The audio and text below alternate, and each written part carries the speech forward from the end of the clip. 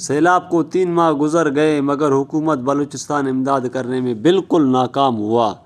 کئی بستیاں تباہ ہوئی۔ تحصیل فرید آباد کے گوٹھ بگن خان بنگنانی کے مکین اب تک کھلے آسمان تلے زندگی گزار رہے ہیں۔ ضلعی انتظامیہ اور انجوز والے بھی باثر لوگوں کو نواز رہے ہیں مگر سیلاب متاثرین بھی خاص کر کے غریب طبقہ اب تک پسا ہوا ہے۔ غریب کسانوں کے فصل مال مویشی بھی سیلاب کے نظر ہو گئے۔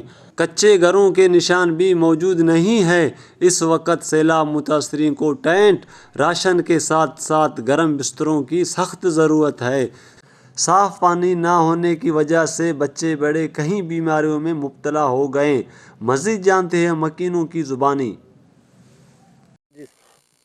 جتنا سردی آج اتنا بڑھ رہا ہے، جو ہوائیں چل رہی ہیں، آہستہ آہستہ لوگوں کے جو سردی کے حساب سے جو بسترے وغیرہ تھے وہ سارے بہہ گئے پانی میں۔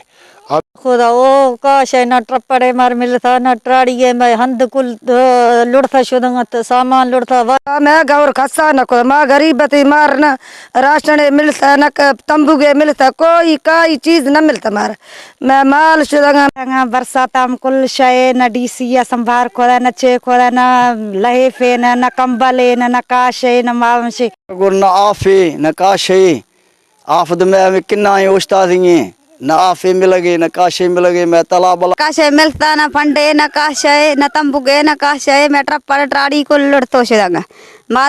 مکینوں کا کہنا ہے کہ حکومت کی طرف سے ہمیں ابھی تک کوئی بھی ریلیف نہیں ملا ہے۔ وزیر اعلیٰ وزیر اعظم سے یہی درخواست ہے کہ ہماری مدد کی جائے۔ محمد حسن لانگو، وش نیوز، صوبت پور۔